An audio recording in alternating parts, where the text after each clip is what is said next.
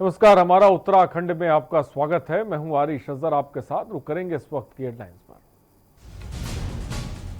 देहरादून में मुख्यमंत्री त्रिवेंद्र सिंह रावत से जूना अखाड़े के संतों ने की मुलाकात। आश्रम का कमर्शियल पंजीकरण करने पर जताई आपत्ति। फिल्म अभिनेत्री भाग्यश्री ने की सीएम रावत से मुलाकात। उत्तराखंड में फिल्म सिटी बनाए जाने की जाहिर की इच्छा, सीएम ने भी दिया आश्वासन। हिमालयी क्षेत्रों में हो रही बर्फबारी से निचले क्षेत्रों में महसूस होने लगी ठंडक। केदारनाथ के वास्तु की ताल में हुई सीजन की पहली बर्फबारी। देहरादून मसूरी रोपवे के लिए भूमि चिन्हीकरण का काम शुरू, जल्द शुरू होगा निर्माण। पर्यटन विभाग ने शुरू की तैयारी। खटीमा में भाई ने ली अपने ही भाई की जान, धारदार हथियार से उतारा मौत के घाट। आपसी वाद में घटना को दिया अंजाम। रुद्रप्रयाग के संगम स्थित 64 मीटर सुरंग का होगा ट्रीटमेंट। 1960 में हुआ था सुरंग का निर्माण। आप देख रहे हैं के न्यूज, खबरों का सारथी। मुख्यमंत्री त्रिवेंद्र सिंह रावत ने मुख्यमंत्री आवास में श्री पंच दशनाम जूना अखाड़े के वरिष्ठ महामंडलेश्वर स्वामी यतीन्द्रानंद गिरी जी महाराज के नेतृत्व में हरिद्वार के प्रमुख संतों ने भेंट की। भेंट करने वाले संतों में निर्मल आश्रम के श्री महंत जसजीत जी, गरीबदास जी, महंत आनंद, वाल्मीकि समाज के संत श्री महंत मानदास जी महाराज और वैष्णव अखाड़े से श्री महंत दुर्गादास जी महाराज और नगर के प्रसिद्ध एडवोकेट शेष अग्रवाल थे। संतों ने हरिद्वार नगर में संतों के आश्रम का पंजीकरण कॉमर्शियल किए जाने पर अपनी आपत्ति जाहिर की। बिजली के बिल भी कमर्शियल आने पर मुख्यमंत्री जी से अपनी बात रखी। मुख्यमंत्री श्री रावत ने संतों को आश्वासन दिया कि तुरंत कार्रवाई का निर्देश भी दिया। और मुख्यमंत्री रावत ने कहा कि देवस्थानम बोर्ड के तहत स्थानीय पुरोहित समाज के हितों का पूरा ध्यान रखा गया है। सभी संतों ने मुख्यमंत्री को स्वस्थ और दीर्घायु होने का आशीर्वाद भी दिया।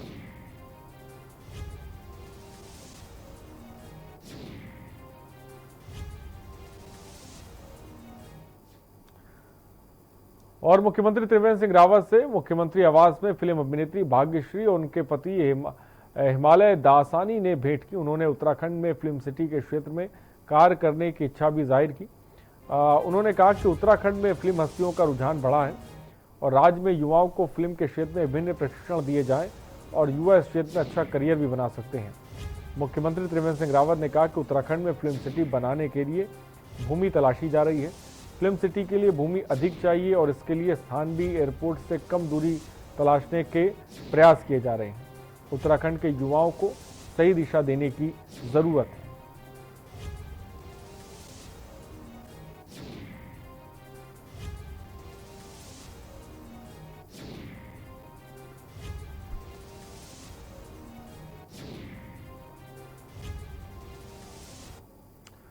और जिला सैनिक कल्याण और पुनर्वास बागेश्वर सैनिक परिषद की त्रैमासिक बैठक जिलाधिकारी अध्यक्ष जिला सैनिक कल्याण परिषद विनीत कुमार की अध्यक्षता में कलेक्ट्रेट सभागार में आयोजित हुई, जिसमें भूतपूर्व सैनिकों, वीर सैनिकों और वीर नारियों की समस्या के संबंध में विस्तार से चर्चा की गई। बैठक में जिलाधिकारी ने उपस्थित भूतपूर्व सैनिकों और वीर नारियों एवं समितियों के सदस्यों को संबोधित करते हुए कहा कि भूतपूर्व सैनिकों और उनकी वीर नारियों द्वारा जो भी समस्याएं और बिंदु बैठक में उठाए गए हैं, उन पर गंभीरता से विचार करते हुए तत्काल कार्रवाई सुनिश्चित की जाएगी। और उन्होंने सभी अधिकारियों को निर्देश दिए कि भूतपूर्व सैनिकों और उनकी वीर नारियों द्वारा जिला स्तर की जो भी समस्याएं बताई गई हैं, उन्हें संवेदनशीलता के साथ, तत्परता के साथ उनका निराकरण करना सुनिश्चित करें।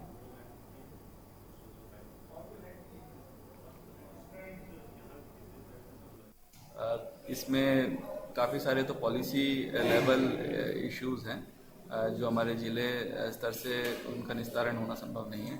उनको संबंधित को हमने रेफर ऑलरेडी किया हुआ है, तो उसमें जैसे उनकी तरफ से कार्रवाई होती है तो उसमें आगे हम संभव हो पाएगा उनका निस्तारण।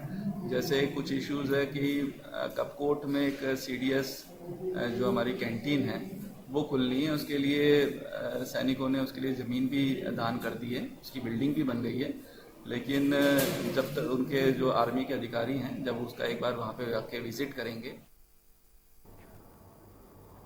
देहरादून में चल रहे केंद्र सरकार की अमृत योजना के तहत कामों में मिल रही शिकायतों को लेकर अब नगर निगम शासन को पत्र लिखने जा रहा है। निगम का कहना है कि अमृत योजना के सभी कामों की मॉनिटरिंग नगर निगम के पास रहे ताकि शहर में अमृत योजना के कामों को सही तरीके से कराया जा सके। शहर में चल रहे अमृत योजना के कामों से भारी मान्यताएं मिल रही हैं। ऐसे में नेताओं पर लगाम लगाने के लिए अमृत योजना के कामों पर नगर निगम की मॉनिटरिंग जरूरी है। इस प्रस्ताव को अब नगर निगम शासन को भेजने की तैयारी कर रहा है। आपको बता दें कि देहरादून में अमृत योजना के तहत कामों में सीवरेज, पेयजल, ड्रेनेज और पार सहित करीब 37 प्रोजेक्ट हैं। इन पर लगभग 218 करोड़ रुपए की लागत से पेयजल निगम की देखरेख में काम चल रहा है।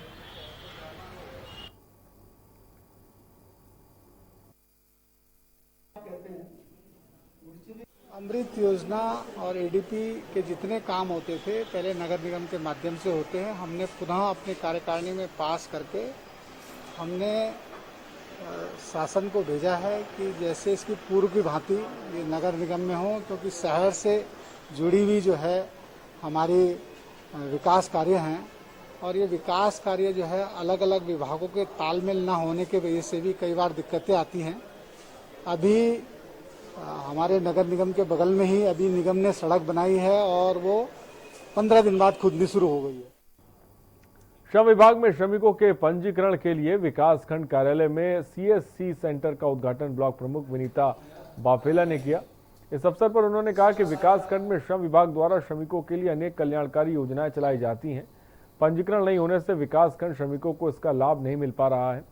श्रमिकों को श्रमिक कार्ड बनाने के लिए पूरे परिवार के सदस्यों का नाम पंजीकरण कराना पड़ेगा।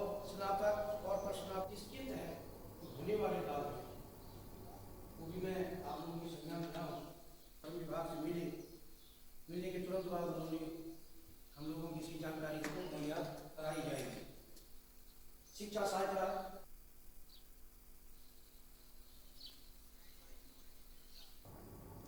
और रुद्रप्रयाग जिले के चंद्रनगर क्षेत्र अंतर्गत किणझाड़ी गांव के गोड़ता तोक में स्थित हॉट मिक्स प्लांट पर ग्रामीणों ने विरोध किया है। गांव वालों का कहना है कि हॉट मिक्स प्लांट का संचालन अवैध रूप से हो रहा है। गांव वालों की खुली बैठक में इस प्लांट का विरोध भी किया जा चुका है, लेकिन बावजूद इसके प्लांट संचालक मनमानी कर रहा है। सोमवार को भारी संख्या में ग्रामीणों ने प्लांट स्थल पर पहुंचकर विरोध किया। गांव वालों ने कहा कि प्लांट में बाहरी व्यक्ति कार्य करने आते हैं, ऐसे में ग्रामीणों में कोरोना महामारी फैलने का भय। इसके अलावा आबादी क्षेत्र के निकट प्लांट होने से ग्रामीणों को दिक्कतें भी हो रही हैं।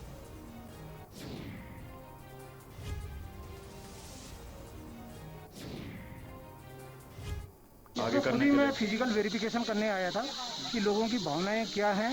एक बार उन्हें भी समझाने का प्रयास किया जाए कि सड़क के लिए धनराशि आ रखी है, हमारे पास 1 करोड़ की धनराशि आ रखी है और ये अगर ये काम नहीं होता है तो ये धनराशि सरेंडर कर दी जाएगी। इसीलिए समझाने के प्रयास जारी हैं और जनहित से जुड़ा हुआ मामला है। इसमें विभाग पूरा प्रयास कर रहा है और आगे जैसे गाँव वालों की सहमति बनेगी उसी के अनुसार निर्णय लिया जाएगा। और उच्च हिमालयी क्षेत्रों में बर्फबारी का दौर शुरू हो चुका है। हिमालयी क्षेत्रों में हो रही बर्फबारी के बाद निचले क्षेत्रों में भी ठंड महसूस की जाने लगी है। केदारनाथ धाम से 8 किलोमीटर दूर वासुकी ताल में सीजन की पहली बर्फबारी हो रही है। वासुकी ताल में पहली ही बर्फ जमनी शुरू हो चुकी है और बर्फबारी से केदारनाथ धाम में भी ठंड बढ़ गई है।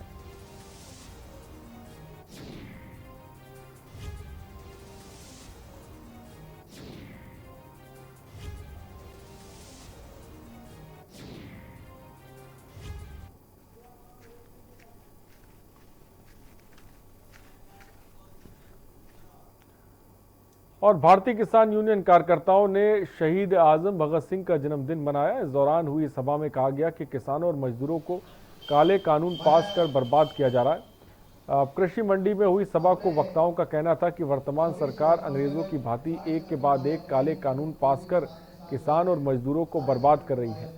वक्ताओं ने किसान और मजदूर विरोधी बिल को तत्काल समाप्त करने की मांग की है। साथ ही धान की खरीद समर्थन मूल्य से कम से ना करने, मंडी परिषद में धान की बोली लगाने, तौल केंद्र 1 अक्टूबर से शुरू करने की मांग की गई है। किसान संगठन ने राष्ट्रपति के बिल पर हस्ताक्षर करने की कड़े शब्दों में निंदा की है।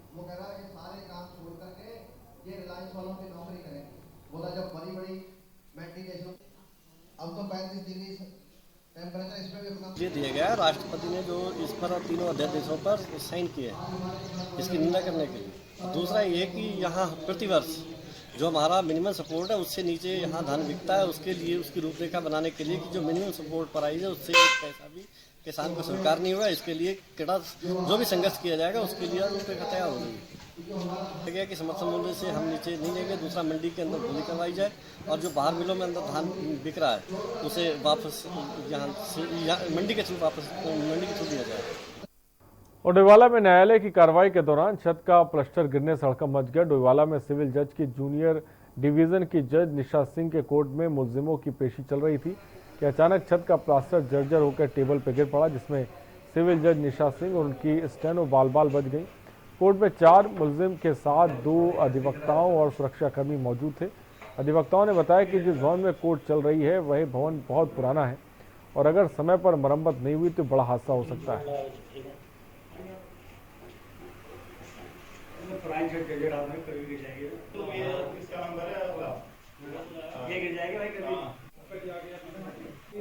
जिस टाइम ये घटना घटित हुई मैं न्यायालय के अंदर ही था और जमानती अपने पेश कर रहा था। जब मैं जमानती पेश करने लगा तो मैडम जो है जमानती वेरीफाई कर रही थी, तो एकदम से भड़क से आवाज़ से आई ऊपर से कुछ चप्पाकड़ा टाइप, ये जो है पूरा वहाँ से ये नीचे सीधा पूरा गिरा और एक बहुत भयंकर आवाज़ थी, बम के धमाके से भी ज़्यादा खतरनाक आवाज़ थी। उसको देखते हुए एकदम फिर जो है एक सब में भय का माहौल हो गया है और मैडम ने डीजे साहब से भी कॉल करके कह दिया है कि ये मैडम ने बात कर ली है। और सरोवर नगरी नैनीताल में मार्च में कोरोना लॉकडाउन के बाद अब वीकेंड पर पर्यटकों की आमद इजाफा होने लगा। हाल ही में राज्य सरकार द्वारा उत्तराखंड में 3 दिन आने वाले पर्यटकों को कोविड टेस्ट से छूट देने के बाद अरसे से बंद पड़ी पर्यटन गतिविधियां शुरू होने लगी हैं। सैलानियों से गुलजार सरोवर नगरी नैनीताल। नैनीताल मसूरी में बढ़ी पर्यटकों की भीड़। नैनीताल में पर्यटकों की आमद से इजाफा। पहाड़ों की रानी मसूरी भी सैलानियों से गुलजार। होटल कारोबारियों के भी खिले चेहरे। सैलानियों ने बोटिंग कर जमकर की मौज मस्ती।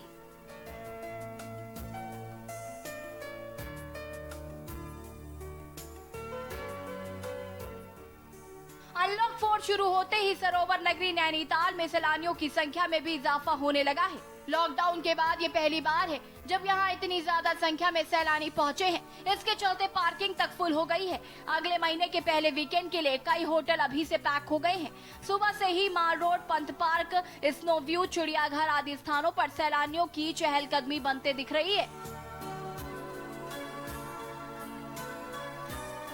पार्किंग में भी अन्य दिनों की अपेक्षा अधिक वाहन नजर आए। आपको बता दें कि 3 दिनों के लिए राज्य में आने वाले पर्यटकों को कोविड टेस्ट में छूट के बाद गर्मी से बचने के लिए पर्यटक पहाड़ों का रुख करने लगे हैं। वीकेंड में पर्यटकों की बढ़ती आमद से वीरान पड़े पर्यटक स्थलों में फिर से रौनक लौटने से पर्यटन कारोबारियों के चेहरे खिले हुए हैं। पर्यटक यहां पहुंचकर घुड़सवारी और झील में नौकायान के साथ ही खुले मौसम में हिमालय की पर्वत श्रृंखलाओं का नजारा देखने पहुंच रहे हैं।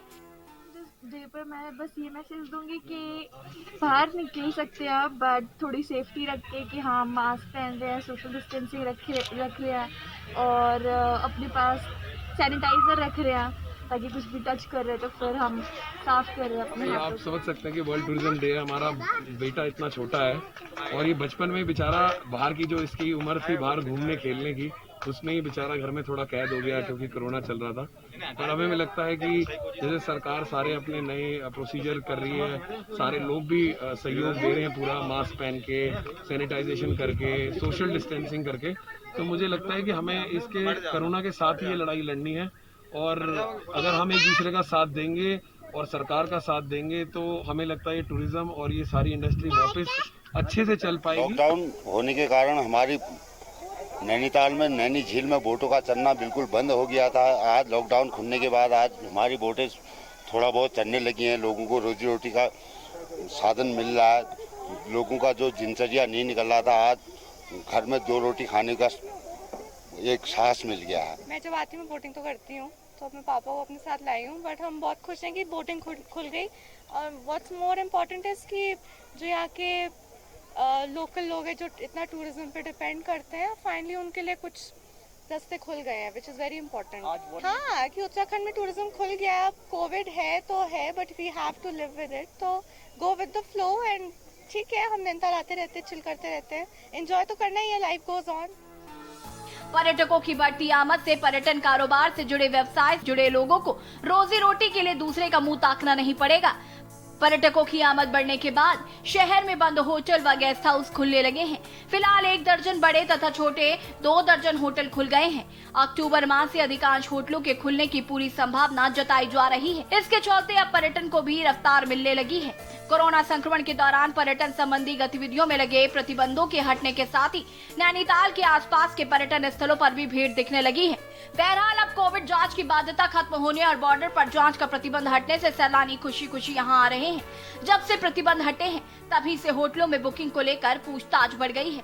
यूपी, एनसीआर, हरियाणा और दिल्ली के सैलानी कमरे बुक करा रहे हैं। नैनीताल से के न्यूज के लिए कांता पाल की रिपोर्ट। रुकते हैं एक ब्रेक के लिए, जल्द हाजिर होंगे।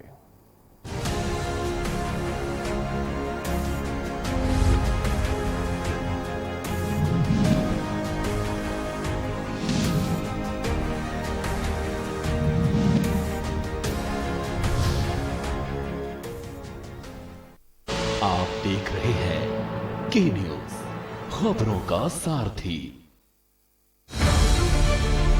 कोरोना महामारी से लड़ने के लिए उत्तराखंड सरकार लगातार स्वास्थ्य सुविधाओं में बढ़ोतरी कर रही है। राज्य में डेडिकेटेड कोविड अस्पतालों के साथ साथ पर्याप्त संख्या में कोविड हेल्थ सेंटर और कोविड केयर सेंटर बनाए गए हैं।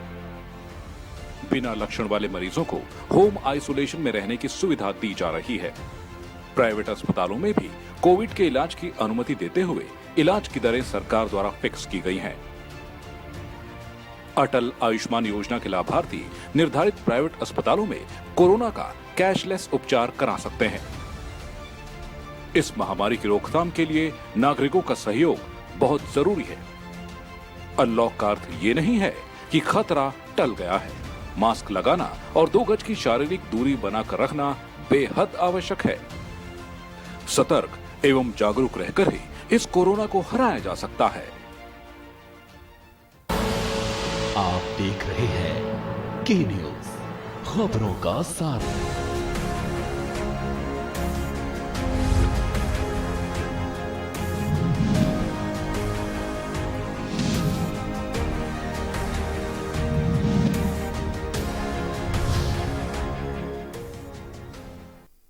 ब्रेक के बाद आपका स्वागत है। आखिरकार प्रशासन और एनएच के अधिकारी जाग गए हैं। लंबे अरसे के बाद केदारनाथ हाईवे पर संगम बाजार स्थित सुरंग का ट्रीटमेंट होने जा रहा है। उम्मीद है कि 1 सप्ताह बाद हाईवे में स्थित सुरंग का ट्रीटमेंट शुरू हो जाएगा।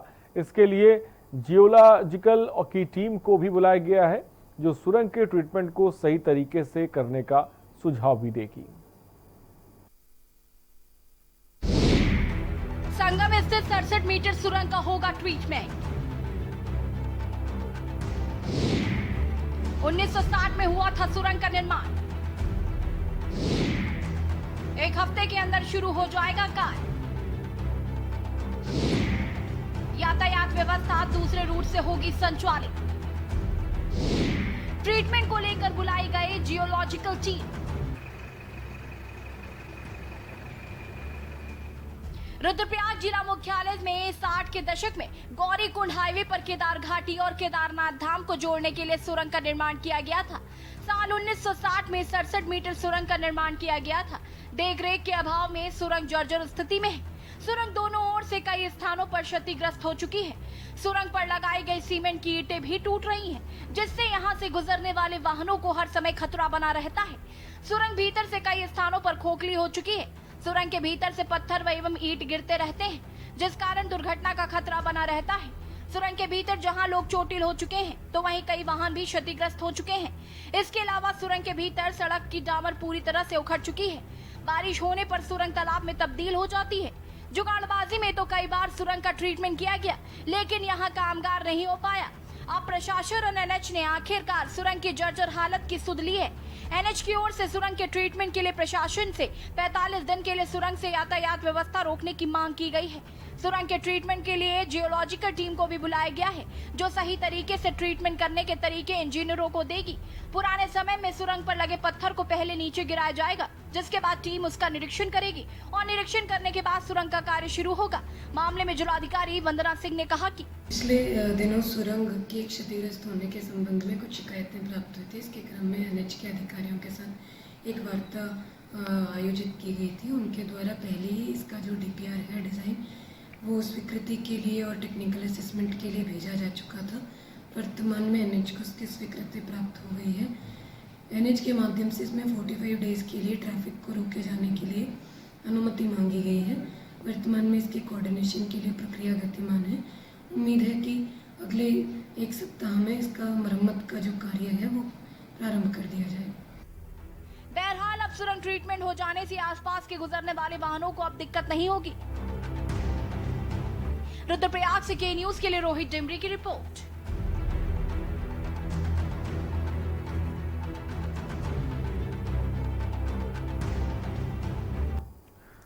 और अमर शहीद भगत सिंह जी के 114वें जन्मदिवस के मौके पर डोईवाला नगर पालिका के वार्ड नंबर 18 में चांदमारी चौक का नाम अमर शहीद भगत सिंह के नाम पर रखकर आज उसका अनावरण किया गया। इस अवसर पर तमाम लोगों ने अमर शहीद भगत सिंह की शहादत को याद कर उन्हें श्रद्धांजलि अर्पित की। इस अवसर पर वार्ड सभासद के साथ साथ तमाम लोगों ने शिरकत की।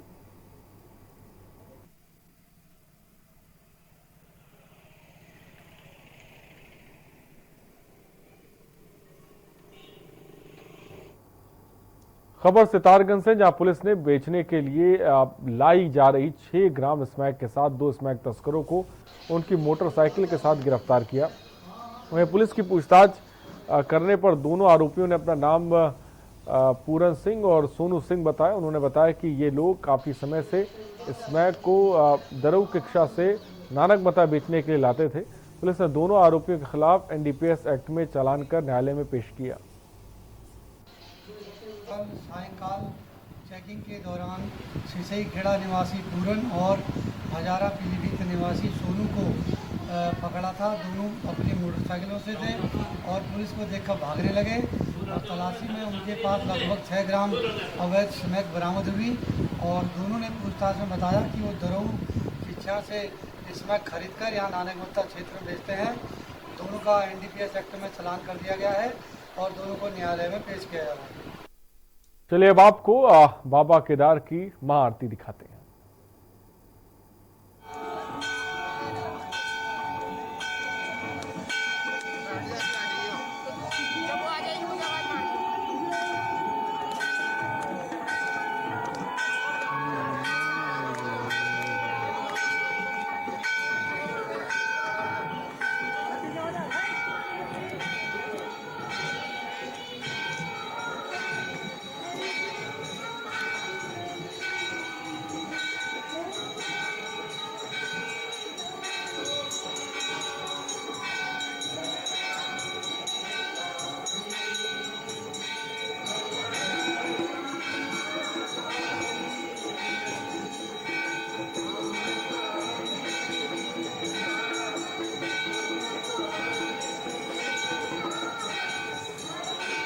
पीछे पीछे पीछे